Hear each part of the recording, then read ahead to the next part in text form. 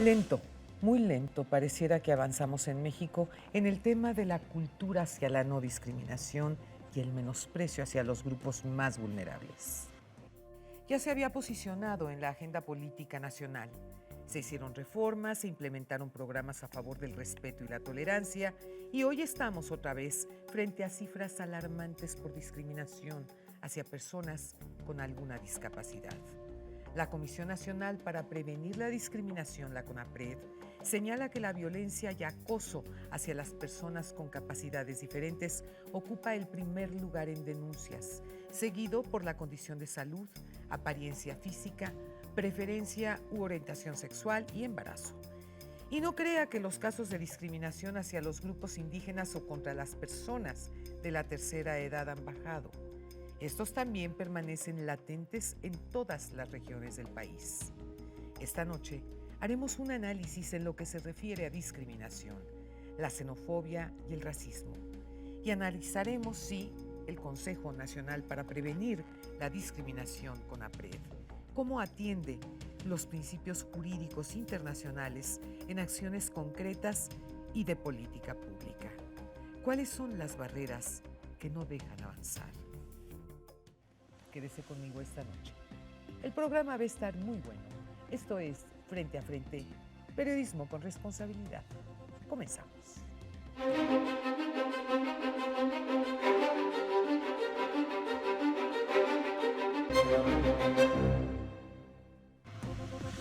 Esta noche me da mucho gusto recibir en el programa a Tania Ramírez. Ella es directora general adjunta de Vinculación, Cultura y Educación de CONAPRED.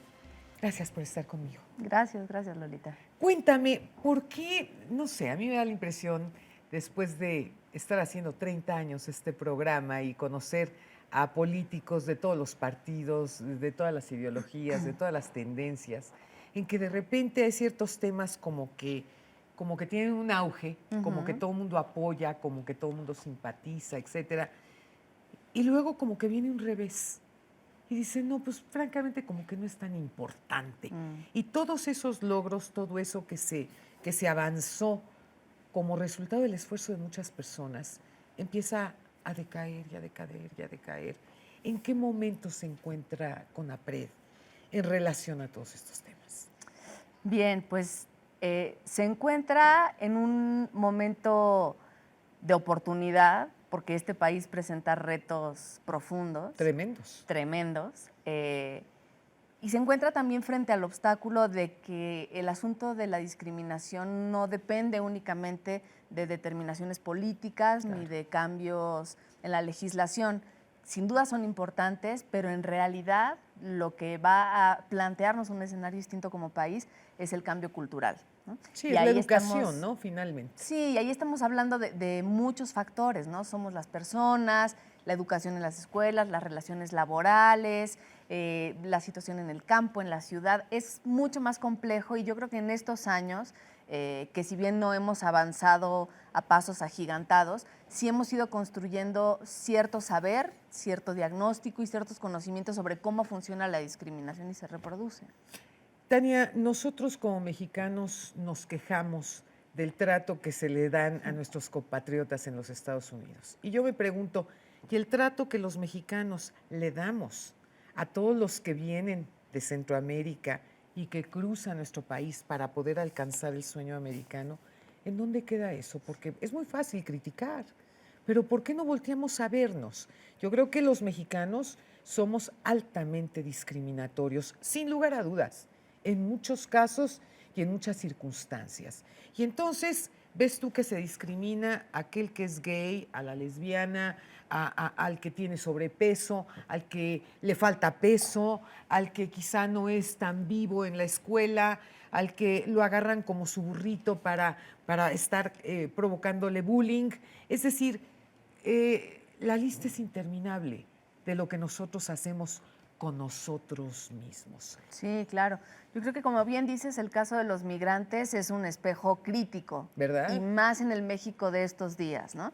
Creo que ha sido fundamental darnos cuenta de cómo esa desigualdad de trato nos ha hecho intentar defendernos respecto de lo que pasa con nuestros connacionales en la frontera norte y dejar de lado y dejar de ver lo que sucede en la frontera sur. Y eso es exactamente lo que pasa cuando discriminamos. Claro. Dejamos de ver hacia un lugar, dejamos de ver hacia un grupo de personas, dejamos de ver hacia un grupo de derechos incluso, porque tristemente los privilegios nos acomodan a todos y a todas, ¿no? Sin duda, sin duda. Entonces, sería también muy ingenuo pensar en que las personas discriminan.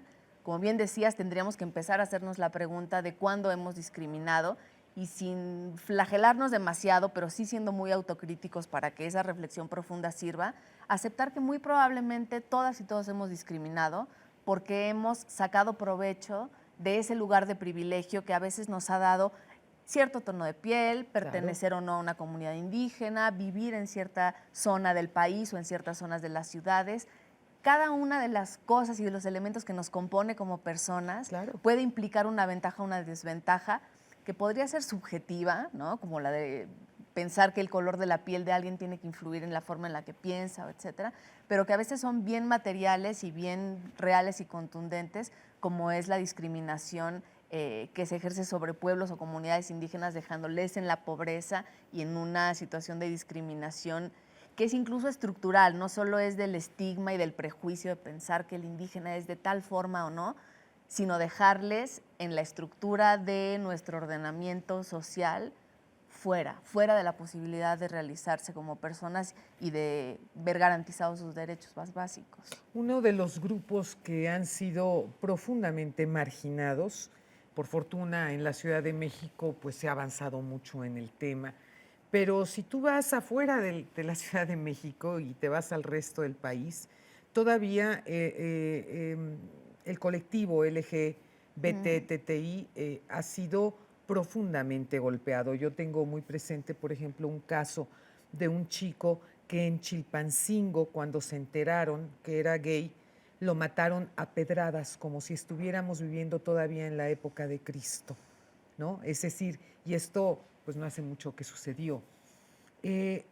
¿Cómo poner un freno a este tipo de agresión brutal hacia este grupo que finalmente pues no es algo que tú decidas? O sea, yo creo que ni tú, ni yo, ni ninguno de los que estamos aquí presentes o quienes nos están viendo en la televisión amanecemos un día diciendo, hoy quiero ser heterosexual y no, lo pensé bien, yo creo que mejor voy a ser lesbiana. No opera de esa manera. Sí, en muchos casos la diversidad sexual y la diversidad de género pasa por situaciones como las que bien mencionas. Brutales. Soy esta persona, así nací y estas son mis características físicas asociadas al género. En otros casos puede haber una decisión de por medio, pero incluso que haya una decisión de por medio respecto de tu orientación o respecto de las modificaciones que puedes hacer a tu cuerpo, tampoco es un elemento suficiente para pensar que alguna otra persona o grupo de personas puedan tener derecho a atacarlo, a limitar sus derechos en este sentido, ¿no? Absolutamente. La verdad es que estoy de acuerdo contigo en que de pronto en la Ciudad de México, en otras ciudades, este grupo de población puede haber vivido mejores condiciones gracias a una lucha larga de muchos años en donde muchas personas se han dejado la vida, pero aún así existen ciertos grupos de población dentro de este gran colectivo, como por ejemplo son las personas trans. Sí, cómo no. Que en esta ciudad también han vivido y hace poco vivieron una oleada de agresiones impresionantes, ¿no? Incluso se empezó a hablar de transfeminicidio por el hecho de cometerse una suerte de feminicidio contra estas personas por la determinación que tomaron respecto de su orientación y de su apariencia de sexo genérico, ¿no? Sí, cabe señalar a nuestro auditorio que nos está escuchando, que nos está viendo en este momento, pues un trans es aquella persona que puede ser, por ejemplo, una mujer que dice que nació en el cuerpo de una mujer siendo un hombre o viceversa, ¿no? Y entonces, pues pasan por todo un proceso y una serie de tratamientos hormonales y cirugías para poder tener el sexo no con el que nacieron, sino con el que ellos o ellas consideran que les corresponde. Exacto. Otro ejemplo que a lo mejor es menos conocido, pero de nuevo forma un espejo muy interesante respecto de por qué tendríamos que hacer un prejuicio por una u otra forma de apariencia, de orientación sexual, son las personas intersex. Sí. Es decir, personas que incluso por condiciones biológicas nacieron con atributos y características que pertenecen a los dos sexos. Así es. ¿No? Y es tremendo porque este grupo de población por muchos años ha vivido pues incluso una violencia quirúrgica, claro. ¿no? En una muy temprana edad, la ciencia médica se ha dedicado a decir en muchos casos, se tiene que decidir, o eres hombre o eres mujer. Sí, y se ha llegado, exacto, y se ha llegado a esto. Es un colectivo poco conocido, numéricamente no muy visible quizá, pero es que es un tema que poco se toca, tú lo sabes, y de manera pública, ¿no? Es un tema que poco se toca porque no estamos acostumbrados a vivir con la diversidad y no estamos acostumbrados a darnos cuenta de que lo diverso nos enriquece y a veces sentimos que lo diverso nos ataca, ¿no? Así es. Tenemos una forma estandarizada la llena cultura de la mitos, simulación, ¿no? Sí. Que eso es, por desgracia, una constante en la sociedad mexicana y en muchas otras, por supuesto. Sí, ¿no? sí, de simulación y de autoengaño, claro. ¿no? Pensamos que somos mayoritariamente de un color que no somos, Así ¿no? es. Utilizamos ciertos tonos de piel para promover productos en la publicidad cuando esas características no se parecen a las que mayoritariamente tenemos en México. Y sin embargo son como aspiracionales, sí. ¿no? Y ahí seguimos reproduciendo el esos círculo patrones. De la discriminación, exacto. Claro. Y por eso la discriminación es una cuestión multifactorial, ¿no? Tiene que ver con las decisiones de los políticos, tiene que ver con las leyes que existen, pero también tiene que ver con el tipo de decisiones que toman los publicistas y también con el tipo de actitudes que tenemos la ciudadanía respecto de decidir si compramos o no cierto producto. Y porque los publicistas siempre nos dirán esto, ¿no? Pues si es el modelo que me funciona y si es la modelo que vende, la voy a seguir poniendo. Por supuesto. Pues qué tal si como ciudadanía tuviéramos prácticas de consumo un poco más críticas y fuéramos enviando mensajes que le digan a este grupo de población creativa que nos gustaría vernos reconocidos como país, porque en verdad el no reconocernos a nosotros mismos nos tiene en una suerte de delirio que hace que seamos agresivos contra lo otro y sin darnos cuenta agresivos contra nosotros mismos. Sin lugar a dudas. Y bueno, desde algún lugar de Europa, José Luis Belmar nos tiene Una mujer en la historia.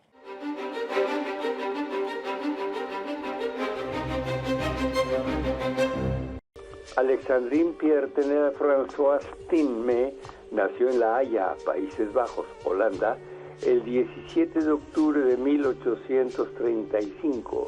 Fue una exploradora holandesa del norte de África y cuando era extraño tener un explorador femenino que fuese a diferentes continentes en esa época.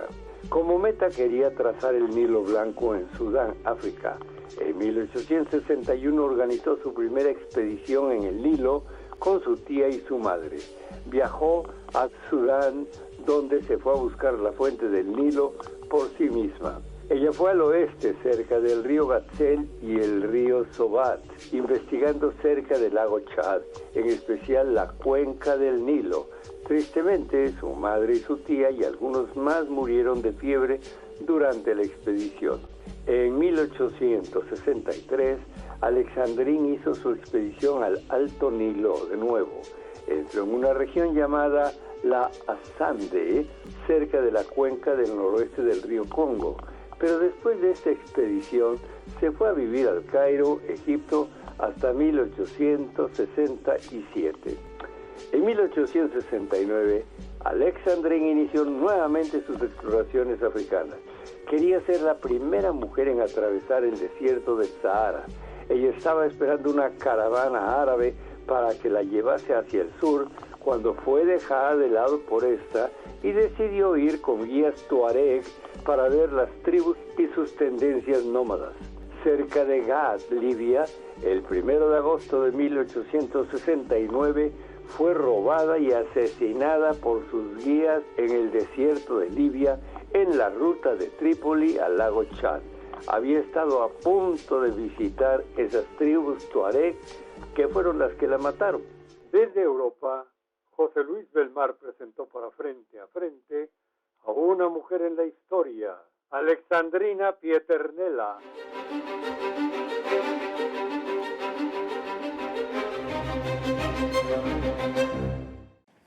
¿Qué hacer para que en esta sociedad no siga creciendo la discriminación?